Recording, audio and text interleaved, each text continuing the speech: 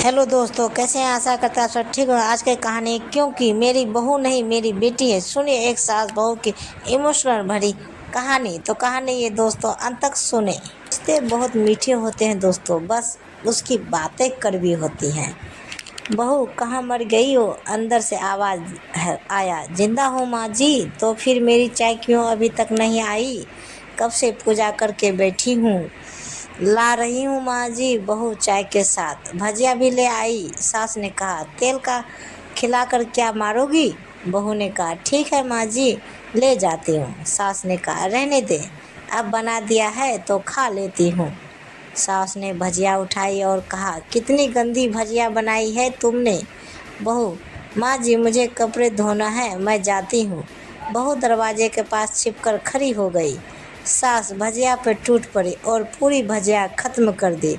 बहू मुस्कुराई और काम पर लग गई।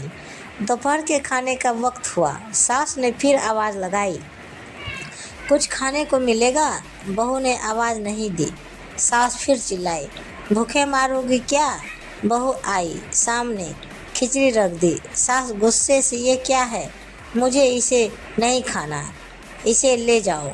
बहू ने कहा, आपको डॉक्टर ने दिन में खिचड़ी खाने को कहा है, खाना तो पड़ेगा ही। सास मुंह बनाते हुए, हाँ तू मेरी माँ बन जा।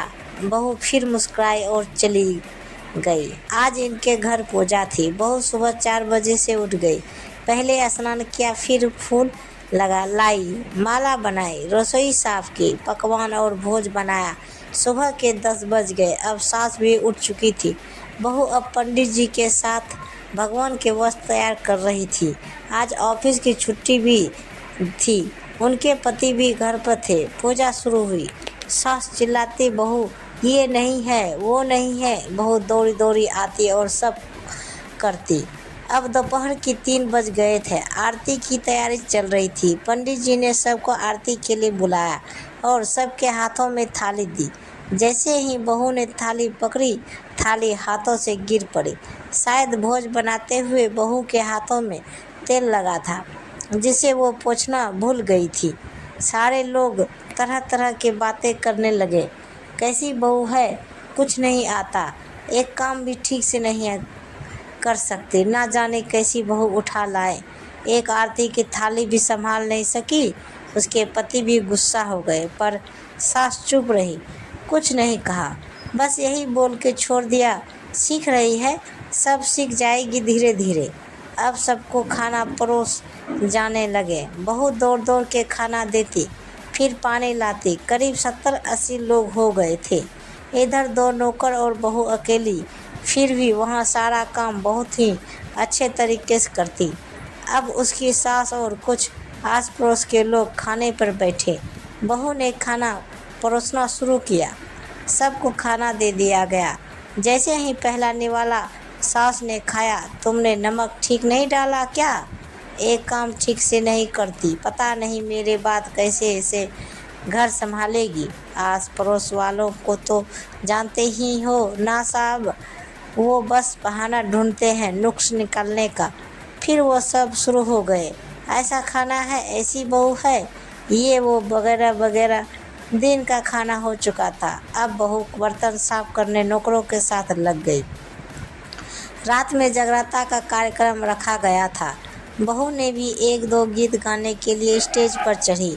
सास जोर से चिल्लाई, मेरी नाक मत काट देना, गाना नहीं आता तो मत गा, वापस आ जा। बहू मुस्कुराई और गाने लगी। सब ने उसके गाने की तारीफ की, पर सास बहू फुलाते हुए बोली, इससे अच्छा तो मैं गाती थी जवानी में, तुझे तो कुछ भी नहीं आता। बहू मुस्कुराई और चली गई। अब रात का खाना खिलाया जा रहा था।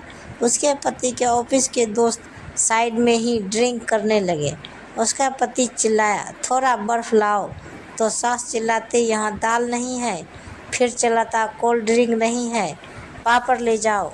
इधर उधर आखिर में उसके पति की शराब गिर पड़ी। उसके एक दोस्त पर और बोलते टूट गई। पति गुस्से में 2 झापड़ अपनी पत्नी को लगाते हुए कहता है, जाहिल कहीं की, देख कर नहीं कर सकती, तुझे इतना भी काम नहीं आता। सारे लोग देखने लगे। उसकी पत्नी रोते हुए कमरे की तरफ दौड़ी। फिर उसके दोस्तों ने कहा, क्या यार, पूरा मूड खराब कर दिया। यहाँ नहीं बुलाया होता, हम कहीं और पार्टी कर लेते। कैसी अनपढ़ गंवार बीवी ला रखी है तूने। उसे तो मेहमानों की इज्जत और काम करना तक नहीं आता। तुमने तो हमारी बेइज्जती कर दी। अब आस पड़ोस की औरतों को और बहाना मिल गया था। वो कहने लगी, देखो क्या कर दिया तुम्हारी बहू ने, कोई काम की नहीं है। मैं तो कहती हूँ अपने बेटे की दूसरी शादी करा दो, छुटकारा पाओ इस गंवार से। सास उठी और अपने बेटे के पास जाकर उसे थप्पड़ मारा और कहा, अरे नालायक, तुमने मेरी बहू को मारा, तेरी हिम्मत कैसे हुई, तेरी टांग तोड़ दूंगी। उसके बेटे के दोस्त कुछ कहने ही वाले थे कि उसकी माँ ने घूरते हुए कहा, चुप, बिल्कुल चुप। यहाँ दारू पीने आए हो, जबकि पता है आज पूजा है और तुम्हें पार्टी करनी है। कैसे संस्कार दिए हैं तुम्हारे माता पिता ने, और किसने मेरी बहू को जाइल बोला। ज़रा इधर आओ, चप्पल से मारूंगी अगर मेरी बहू को किसी ने शब्द भी कहा तो। अरे पापी, तूने उस लड़की को बस इसलिए मारा कि तेरी शराब टूट गई। पापी, वो बच्ची सुबह 4 बजे से उठी है, घर का सारा काम कर रही है, ना सुबह से नाश्ता किया ना दिन का खाना खाया, फिर भी हंसते हुए सबकी बातें सुनते हुए, ताना सुनते हुए घर के कामों में लगी रही। तेरे यार दोस्तों को वो अच्छी नहीं लगी। जूते से मारूंगी तेरे दोस्तों को जो कभी उन्होंने ऐसा कहा। उसके यार दोस्त चुपके से खिसक लिए। अब सास बहू के कमरे में गई और बहू का हाथ पकड़कर बाहर लाई। सबके सामने कहने लगी, किसने कहा था अपने बहू को घर से निकालने, दूसरी बहू ले आना, जरा सामने आ जाओ। कोई सामने नहीं आया। फिर सास ने कहा, तुम जानते भी क्या हो इस लड़की के बारे में। ये मेरी माँ भी है और बेटी भी है।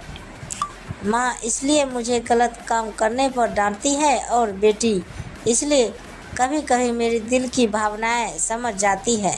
मेरी दिन रात सेवा करती है, मेरे 1000 ताने सुनती है, पर एक शब्द भी गलत नहीं कहती, ना सामने ना पीठ पीछे। और तुम कहते हो दूसरी बहू ले आऊं। याद है ना छुटकी की दादी अपनी बहू के करतूत। सास ने गुस्से से पड़ोस की महिला को कहा, अभी पिछले हफ्ते ही तुम्हें मियाँ बीबी भूखे छोड़ घूमने चले गए थे। मेरी इसी बहू ने 7 दिनों तक तुम्हारे घर पर खाना पानी, यहाँ तक कि तुम्हारे पैर दबाने जाती थी, और तुम इसे जाहिल बोलती हो। जाहिल तो तुम सब हो जो कोयल और हीरे में फ़र्क नहीं जानते हो। अगर आइंदा मेरी बहू के बारे में किसी ने एक लफ्ज़ भी बोला तो मुझसे बुरा कोई नहीं होगा, क्योंकि ये मेरी बहू नहीं, मेरी बेटी है। बहू खिसकियाँ लेते हुए फिर कमरे में चली गई। सास ने एक प्लेट उठाई और भोजन परोसा। बहू के कमरे में खुद ले गई। सास को भोजन लाते देखा तो बहू ने कहा, अरे माँ जी, आप क्या कर रही हो, मैं खुद ले लेती। सास ने प्यार से ताना मारते हुए कहा, डर मत, इसमें जहर नहीं है, मार नहीं डालूंगी तुझे। तुझे नई सास चाहिए होगी, पर मुझे अभी भी तू ही मेरे घर की बहू चाहिए। बहू ने अपने सास को रोते हुए गले से लगा लिया। सास भी रो दी पहली बार और कहा, चल खाना खा ले। फिर मजाक करते हुए कहा, फिर मेरे पैर दबाने चले आना, और ये ख्याल मन में मत लाना कि सास पैर बोलती है। किसी दिन मैं इसका गला दबा दूंगी, क्योंकि कभी मैं भी यही सोचती थी। दोनों खूब हंसने लगे। तो दोस्तों, ये कहानी कैसी लगी? इसीलिए कहा गया है कुछ रिश्ते बहुत मीठे होते, बस उसकी बातें कड़वी होती। तो ये कहानी यहीं समाप्त होती है दोस्तों। ये कानवर्धक कहानी आपको कैसी लगी नीचे कमेंट बॉक्स में हमें ज़रूर बताइएगा, और कहानी पूरा सुनने के लिए धन्यवाद। तो प्रेम से बोली जय माता दी, हर हर महादेव। तो ऐसे ही वीडियो देखने के हमारे चैनल को सब्सक्राइब करें और वीडियो को लाइक ज़रूर करें। धन्यवाद दोस्तों।